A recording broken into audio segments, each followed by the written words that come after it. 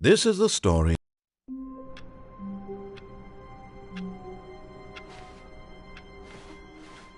All of his co-workers were gone. What could it mean? Stanley decided to go to the meeting room. Perhaps he had simply missed a memo.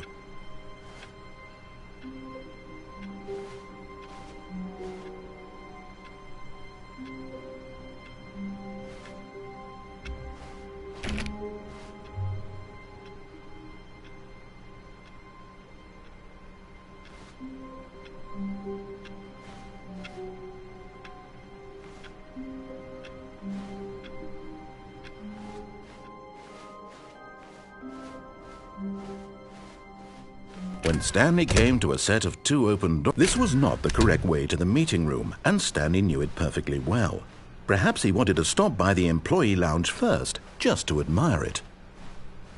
Ah, yes, truly a room worth admiring. But eager to get back to business, Stanley took the first open door on his left. Stanley was so bad at following directions, it's incredible he wasn't fired years ago.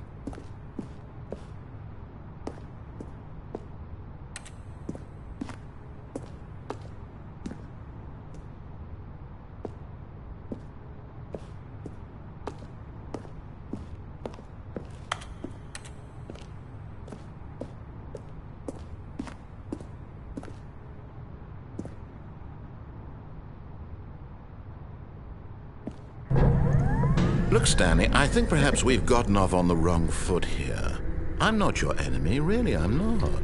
I realize that investing your trust in someone else can be difficult, but the fact is that the story has been about nothing but you all this time. There's someone you've been neglecting, Stanley.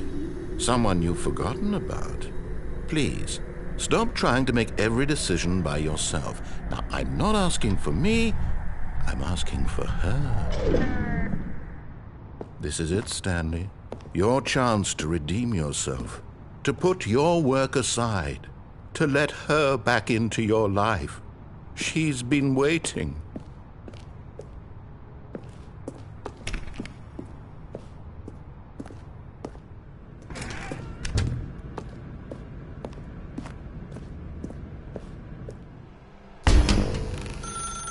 That's her, Stanley.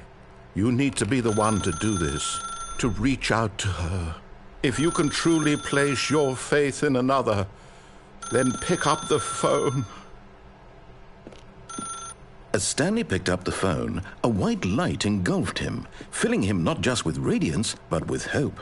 Hope for a life reunited one... Wait. Oh, goodness. Stanley, did you just unplug the phone? No, that wasn't supposed to be a choice. How did you do that? You actually chose incorrectly? I didn't even know that was possible. Let me double-check. No, it's definitely here, clear as day. Stanley picks up the phone. He's taken to his apartment where he finds his wife, and the two pledge themselves to one another. Music comes in, fade to white, roll credits. Not picking up the phone is actually somehow an incorrect course of action. How is that even possible? None of these decisions were supposed to mean anything.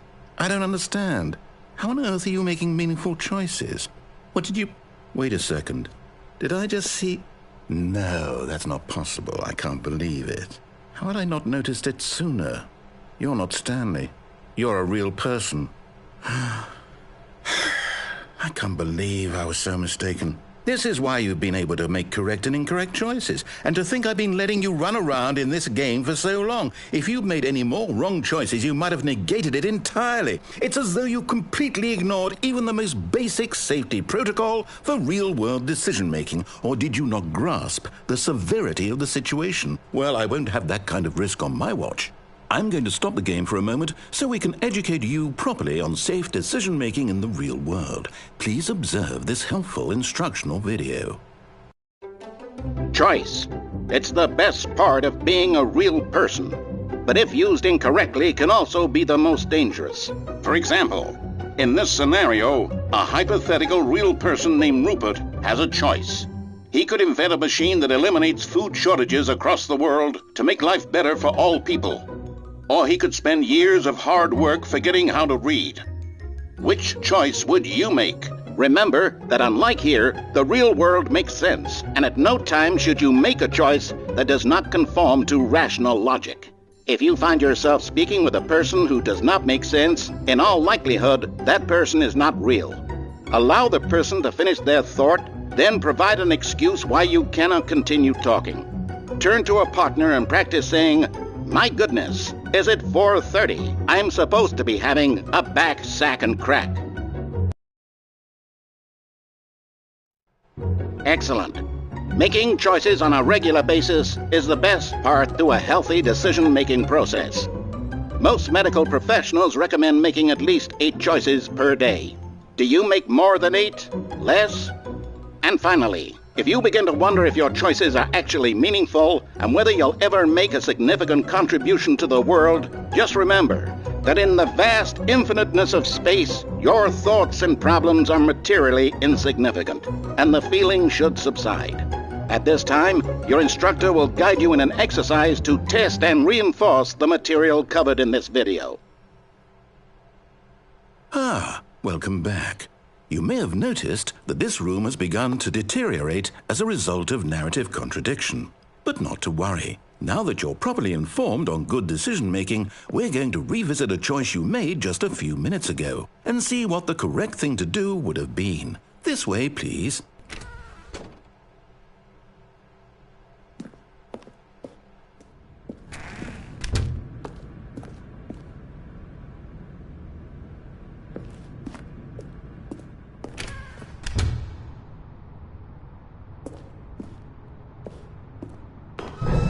Now that we know your choices are meaningful, we can't have you jumping off the platform and dying. Imagine the main character dying senselessly halfway through the story. That story would make no sense at all. We just need to get you home as soon as possible before the narrative contradiction gets any worse. Unfortunately, it seems this place is not well equipped to deal with reality.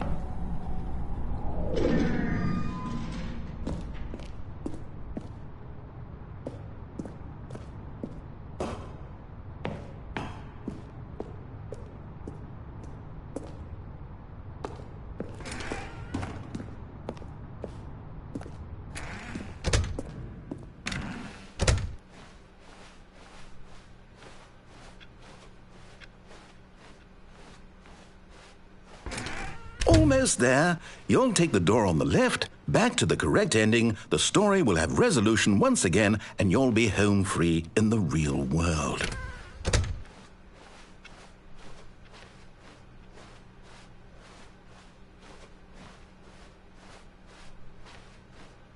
Now remember, all you need to do is behave exactly as Stanley would. That means choosing responsibly and always putting the story first. I'm quite sure you'll be up to the task. Just follow my lead and you'll be fine. All right. When Stanley came to a set of 2 open doors, he entered the door on his left.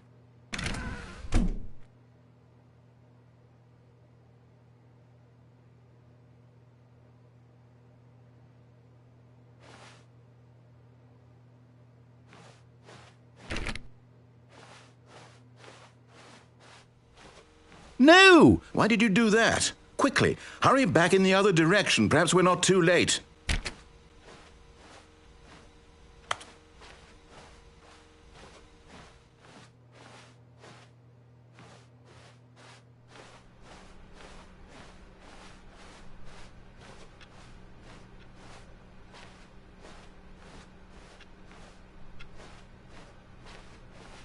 Oh, it's ruined. I can't believe, after everything we talked about, that my story, you've destroyed my work. Why? For what? What did you get out of that? What did you think was so special about seeing the game undone, left here like so much garbage? It's worthless now. And what am I supposed to do? Even if there were a way to continue, would it be worth it? To know that my story is now incorrect? How can I go back to that? I can't erase that knowledge. I'll have to live with it forever, reliving its impossibility forever. I couldn't live that way. Is it better to shut the game down entirely? To willingly destroy all of my work? I don't know. What's the answer? What do I do? What do I do? What do I... No, I have to. I have to shut the game down. I have to. I have to.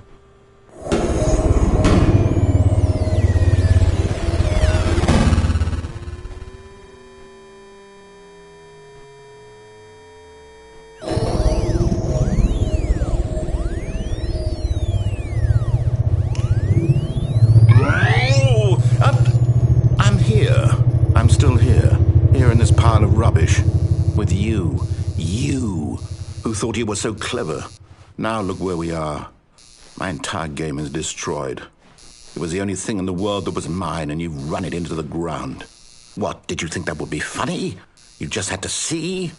Didn't I impress upon you how important it was to be like Stanley? He actually knows how to do what I tell him to. He understands that if I say to do something, there's a damn good reason for it. That thought hadn't even occurred to you, had it? That there's a world outside of you? You're a child. Oh, my story. If you'd just gone through the door on the left, you would have seen it. There was a whole underground facility. You would have destroyed it and been victorious. It would have been so perfect. I worked so hard on it. I tried so hard to make... behave exactly as Stanley would. That means choosing responsibly and always putting the story first. I'm quite sure you'll be up to the task. Just follow my lead and you'll be fine. All right. When Stanley came to a set of 2 open doors, he entered the door on his left. No! Why did you do that? Quickly, hurry back. Behave exactly as Stanley would. That means choosing responsibly and always putting the story first. I'm quite sure you'll be up to the task. Just follow my lead and you'll be fine. All right. When Stanley came to a set of 2 open doors, he entered the door on his left.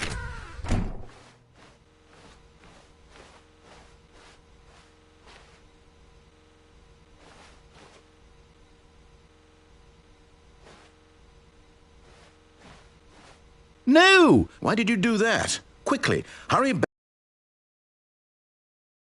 Behave exactly as Stanley would. That means choosing responsibly and always putting the story first. I'm quite sure you'll be up to the task. Just follow my lead and you'll be fine. All right. When Stanley came to a set of 2 open doors, he entered the door on his left.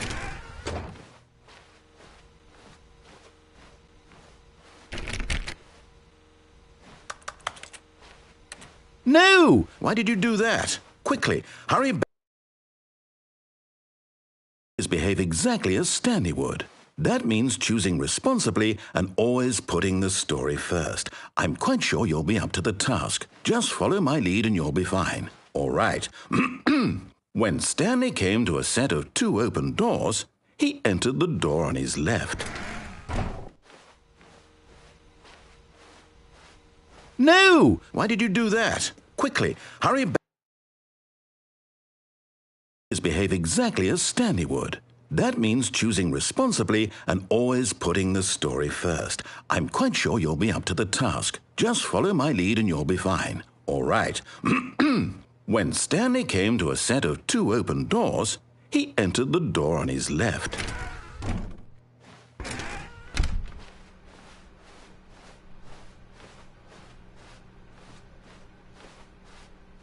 Yet there was not a single person here either.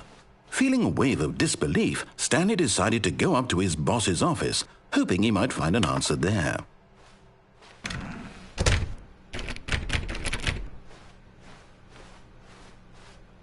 Coming to a staircase, Stanley walked upstairs to his boss's office.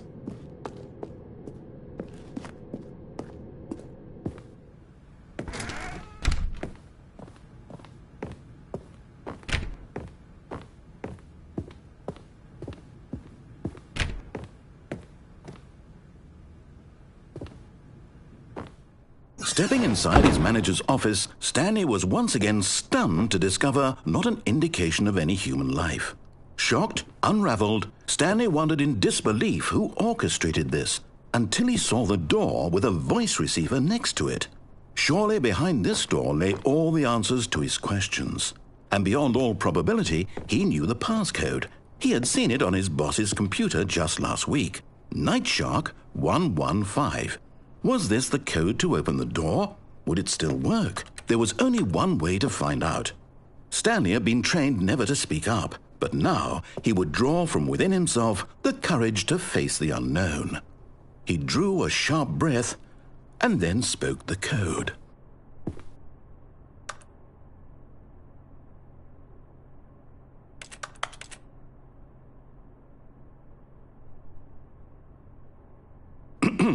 Stanley spoke the code. Nightshark 115. He spoke it into the receiver, right there on the wall.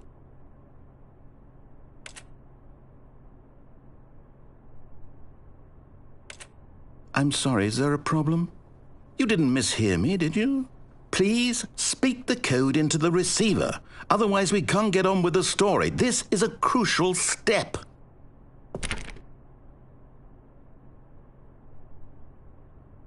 Okay, fine, you're not going to do it, but you know what? It's pretty humiliating to bring you this far, only for you to suddenly decide you have better things to do. I asked you for this one single thing, for your respect. The kind of respect Stanley shows for his choices. He knows what it means to take a story seriously.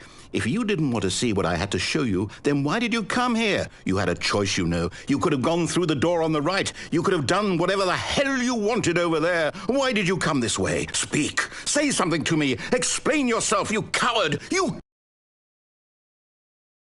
When Stanley came to a set of 2 open doors, he entered the door on his left. Stanley? Hello? Is everything okay? Stanley, please. I need you to make a choice. I need you to walk through the door. Are you listening to me? Can you hear me? Is everything all right? Stanley, this is important. The story needs you. It needs you to make a decision. It cannot exist without you. Do you understand me? Whatever choice you make is just fine. They're both correct. You cannot be wrong here. We can work together. I'll accept whatever you do. I simply need you to take that step forward, please. Choose. Do something. Anything.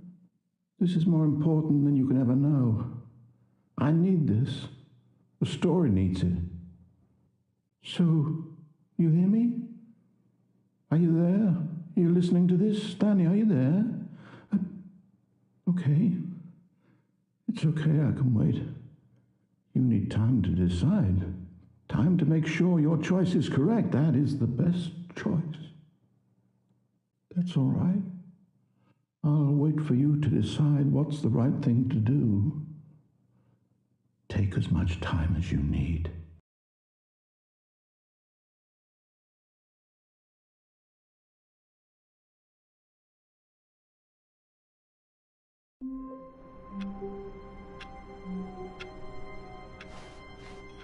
All of his co-workers were gone. What could it mean? Stanley decided to go to the meeting room. Perhaps he had simply missed a memo.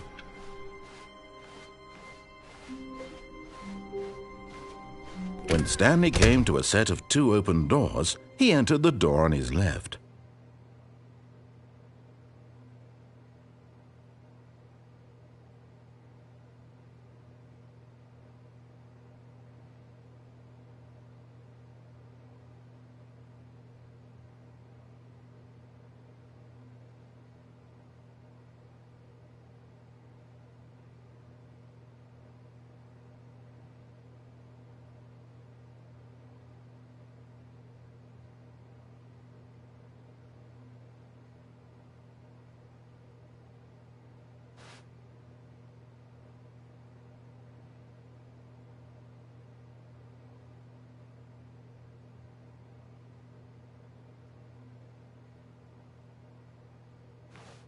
This was not the correct way to the meeting room, and Stanley knew it perfectly well. Perhaps he wanted to stop by the employee lounge first, just to admire it. Wow, yes, this room. What a beautiful room. What a gorgeous, gorgeous room. Thank goodness Stanley had taken this detour on his way to the meeting room. Life without having experienced this room was now too horrible even to consider.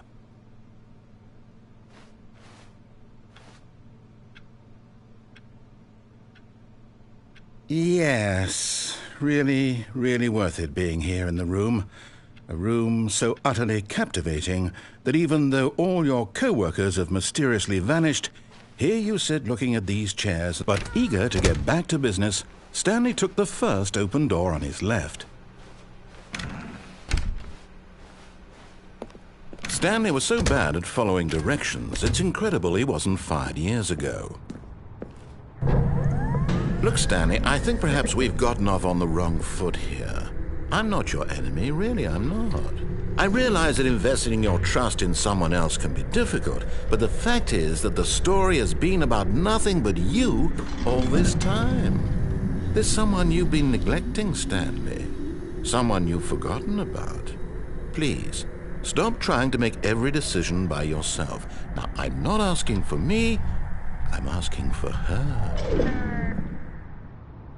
This is it, Stanley. Your chance to redeem yourself, to put your work aside, to let her back into your life. She's been waiting. That's her, Stanley.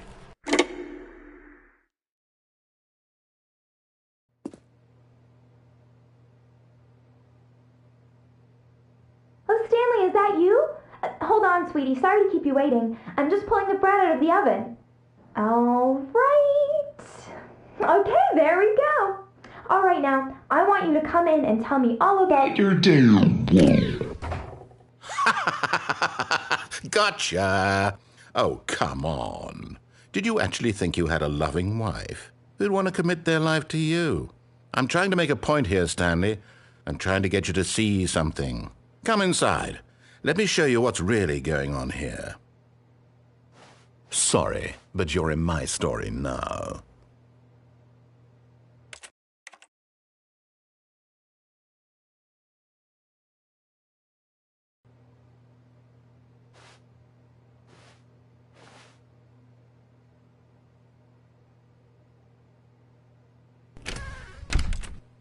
This is a very sad story about the death of a man named Stanley.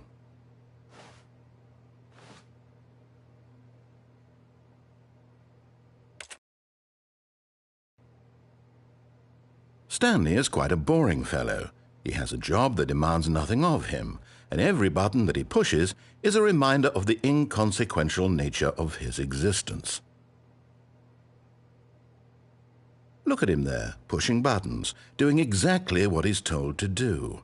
Now he's pushing a button. Now he's eating lunch. Now he's going home. Now he's coming back to work. One might even feel sorry for him, except that he's chosen this life.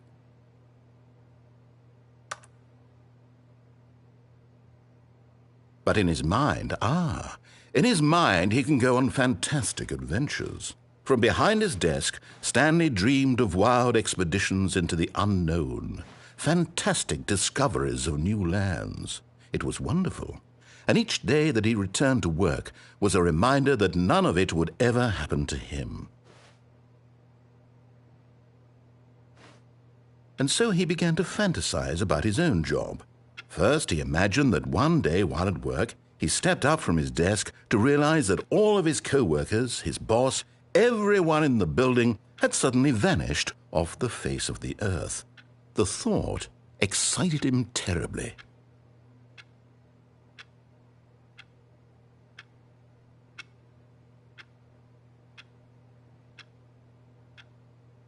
So he went further. He imagined that he came to 2 open doors and that he could go through either. At last, choice. It barely even mattered what lay behind each door. The mere thought that his decisions would mean something was almost too wonderful to behold. As he wandered through this fantasy world, he began to fill it with many possible paths and destinations. Down one path lay an enormous round room with monitors and mind controls. And down another was a yellow line that weaved in many directions. And down another was a game with a baby. And he called it the Stanley Parable.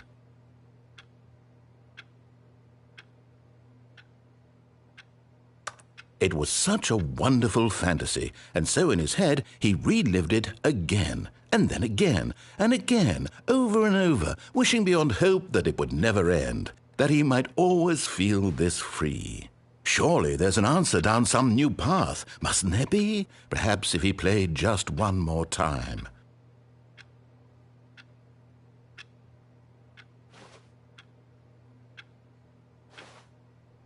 But there is no answer. How could there possibly be? In reality, all he's doing is pushing the same buttons he always has. Nothing has changed. The longer he spends here, the more invested he gets, the more he forgets which life is the real one. And I'm trying to tell him this, that in this world he can never be anything but an observer, that as long as he remains here, he's slowly killing himself. But he won't listen to me. He won't stop. Here, watch this. Stanley, the next time the screen asks you to push a button, do not do it.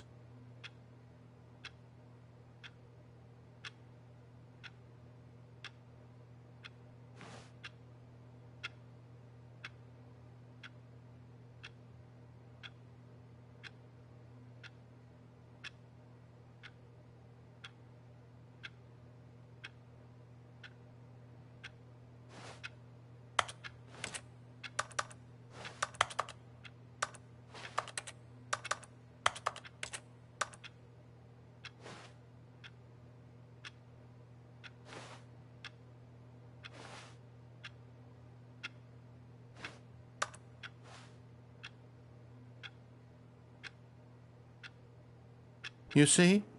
Can he just not hear me? How can I tell him in a way that he'll understand that every second he remains here, he's electing to kill himself? How can I get him to see what I see? How can I make him look at himself? I suppose I can't, not in the way I want him to. But I don't make the rules. I simply play to my intended purpose, the same as Stanley. We're not so different, I suppose. I'll try once more to convey all this to him. I'm compelled to. I must. Perhaps, well, maybe this time he'll see. Maybe this time. And I tried again, and Stanley pushed a button. And I tried again, and Stanley pushed a button. And I tried.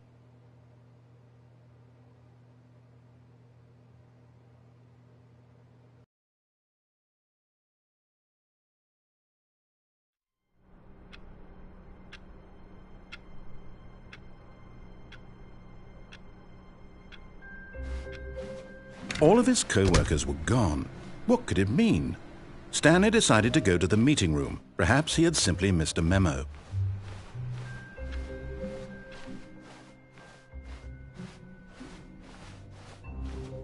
When Stanley came to a set of 2 open doors, he entered the door on his left.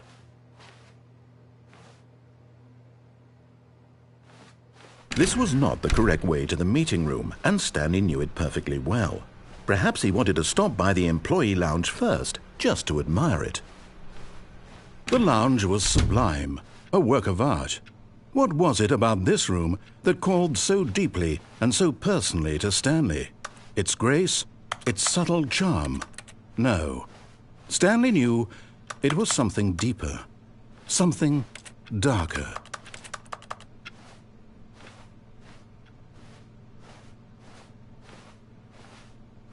Yes, really, really worth it being here in the room. A room so utterly captivating that even though all your co-workers have mysteriously vanished, here, but eager to get back to business, Stanley took the first open door on his left.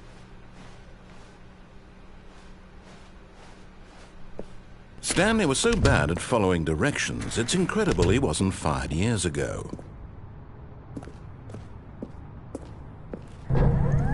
Look, Stanley, I think perhaps we've gotten off on the wrong foot here. I'm not your enemy, really, I'm not. I realize that investing your trust in someone else can be difficult, but the fact is that the story has been about nothing but you all this time. What? Really? I was in the middle of something. Do you have zero consideration for others? Are you that convinced that I want something bad to happen to you? Why, I don't know how to convince you of this, but I really do want to help you, to show you something beautiful. Look, let me prove it. Let me prove that I'm on your side. Give me a chance.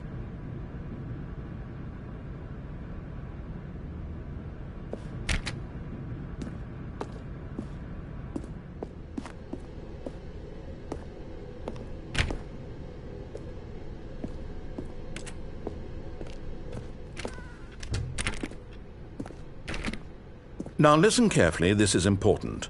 Stanley walked through the red door.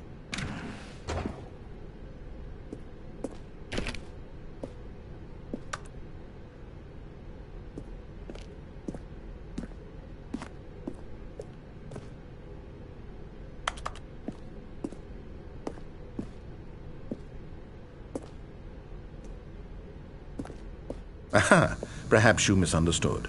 Stanley walked through the red door.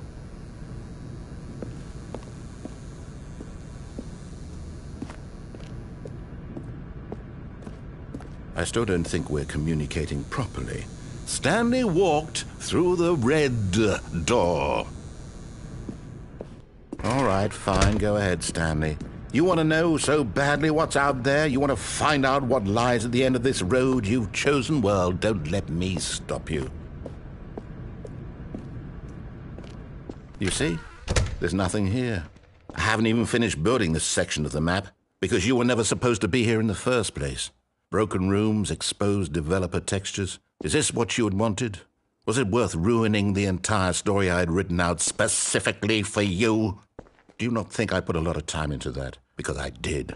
And in the end, it was all for nothing, because this is what you wanted to see. Help me here, Stanley. Help elucidate these strange and unknowable desires of yours. What would have made this game better? What did you want to see? Vehicles? Skill trees? Work with me. You've given me absolutely nothing so far. Tell you what, let me take a stab in the dark at a new design, and you can give me some feedback. There we go. A third option. This already feels leaps ahead of where we were before. Go ahead, Stanley. Take it for a spin.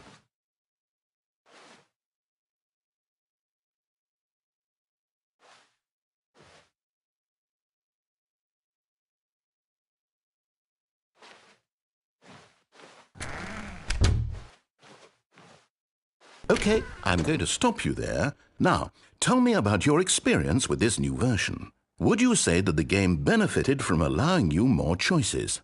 Feel free to be honest. I'm looking for some real critical feedback here.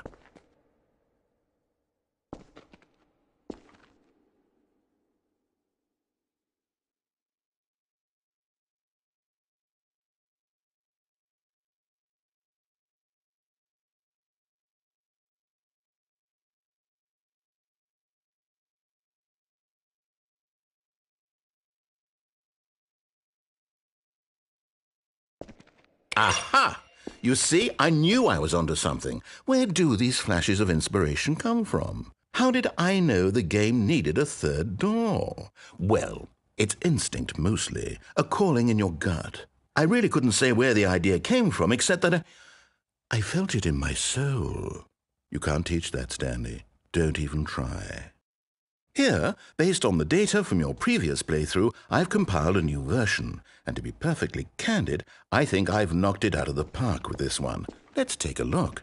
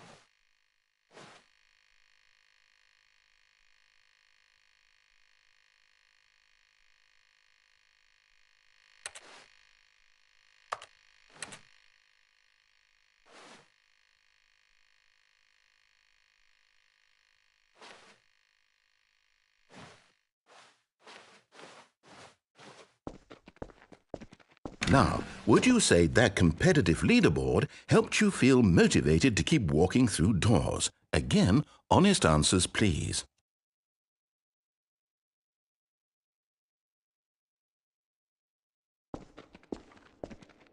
Hey, I nearly forgot. I've got a prototype of a new game I've been working on, and now would be a lovely opportunity to give it some playtesting.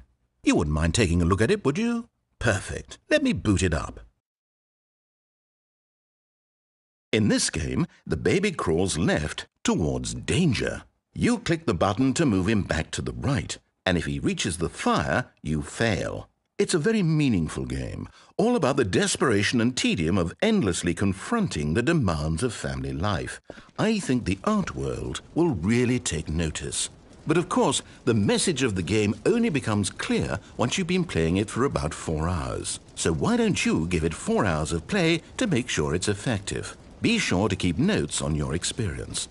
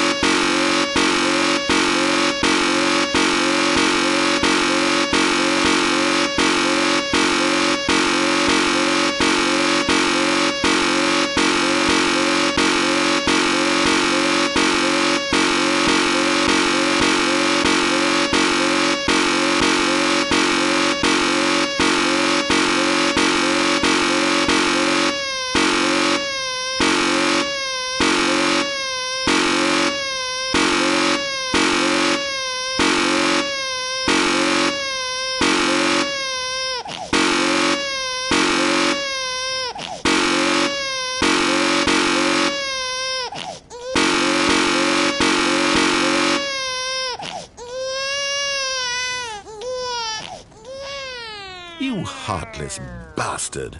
Did you do it because you hate babies or purely to spite me? Because if it's the latter, well, I don't know what to do. I'm completely out of ideas. I can't think of a single thing that might improve the experience for me. I'm not even going to try. I'm out. I'm done. It's over. Thank you for playing. Your input was extremely valuable. Oh, hey, since my game was so awful, why don't we play someone else's game, just to ease the pain? Let's see. What do we have here? Yes, this seems like it'll work. Let's give it a shot.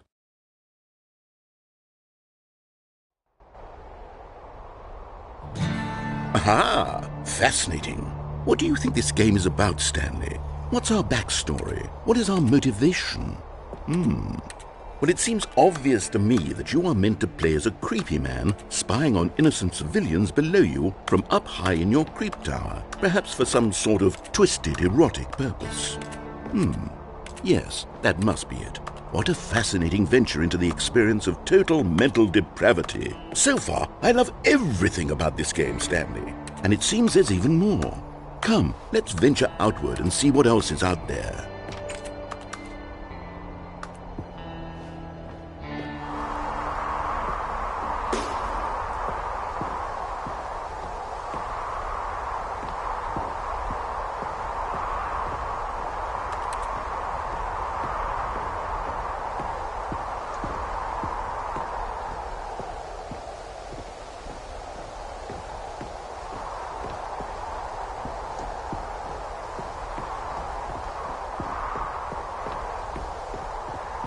Oh, no. No, it can't be.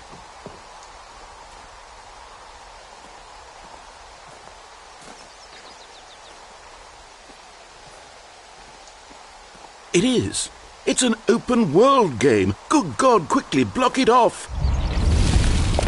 Oh, thank goodness, Stanley. What a close call. You nearly wandered off into that thing, that big, open, just wandering around, no right or wrong directions, no path to follow. You can just go in any... Oh, thank heavens we avoided it. We're out of the woods now, Stanley. Okay, I'm going to get us out of here. Let's find another game. Preferably something with walls. Something with nice, big, insurmountable walls.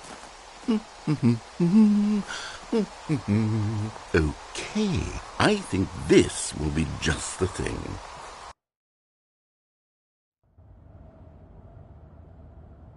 Wonderful. See, this is exactly what I had in mind. Just a nice big box for you to run around in. There isn't any possibility that you could get lost here. Now this is game design.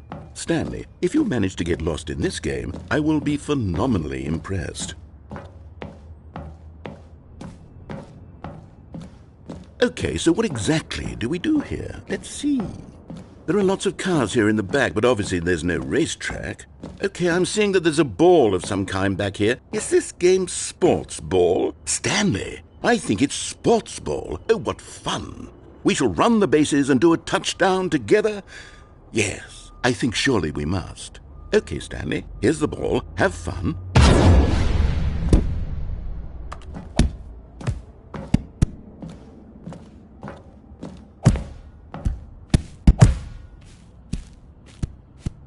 Are you doing it? Are you winning? Is this fun? Is it better than my miserable little story that I worked so hard on? Stanley, I have a thought, and I realize I'm not a sportsologist, but if one ball generates a certain amount of raw adrenal pleasure, then surely multiple balls makes for an even more euphoric sports experience. I'm going to try it out. Here comes another ball. Yes! Oh goodness, that really does feel amazing, doesn't it? Stanley, I'm like a child in a confectionery shop. I simply have to have more. I'm insatiable. More balls!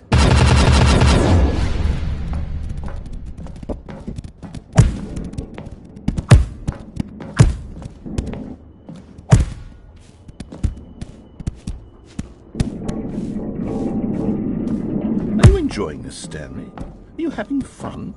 Is this a real video game? Well, I sure hope you're having a good time, because guess what? It's over. That's right. Your little fun comes to an end. This is my game, and what I say goes. Hold on. What are you doing?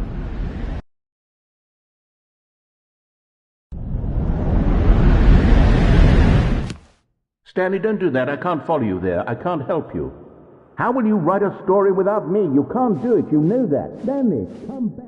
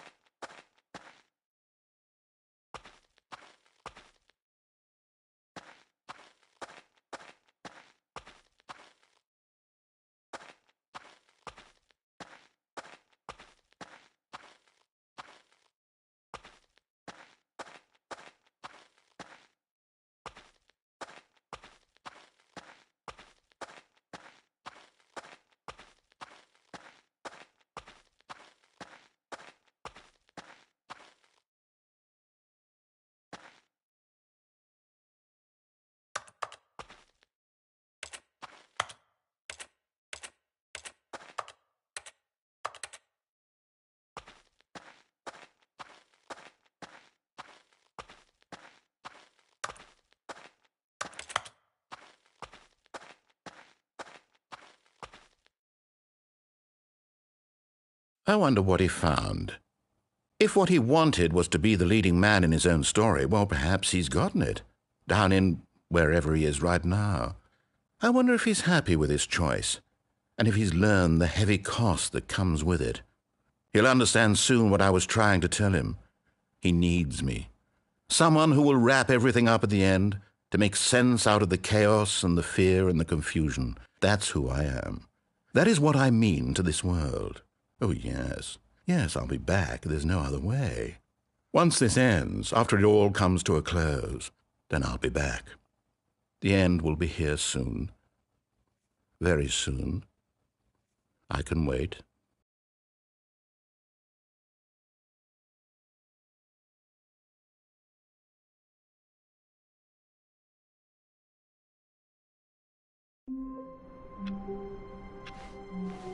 All of his co-workers were gone.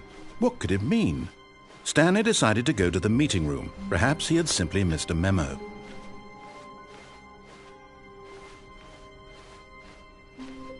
When Stanley came to a set of 2 open doors, this was not the correct way to the meeting room, and Stanley knew it perfectly well. Perhaps he wanted to stop by the employee lounge first, just to admire it. Standing now in this incredible room, Stanley for the first time understood true happiness. Then the feeling went away, and he felt sad again. Then it came back, and lingered for a minute or two. Now it's only half there. Just a kind of, tingle. But eager to get back to business, Stanley took the first open door on his left. Stanley was so bad at following directions, it's incredible he wasn't fired years ago.